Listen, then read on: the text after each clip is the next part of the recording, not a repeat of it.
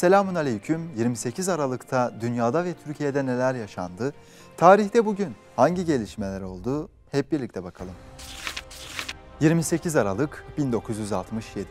Kıbrıs Türk toplumu adada Kıbrıs Geçici Türk yönetimini kurdu.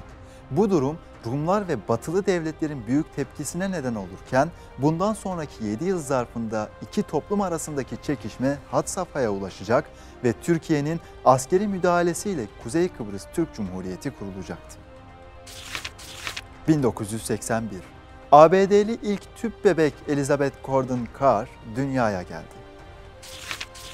1989.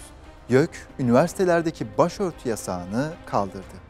Cumhurbaşkanı Özal'ın da isteğiyle kalkan yasak, Türkiye'de laikçi çevreleri daha da hırçınlaştırmış ve yapılan itirazlar sonucu Anayasa Mahkemesi, anayasaya aykırı bir şekilde bu yasağın sürdürülmesi kararını vermişti.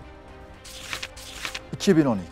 TSK'ya ait savaş uçakları tarafından Şırnak'ın Uludere ilçesinin Roboski köyünde 34 masum insan katledildi.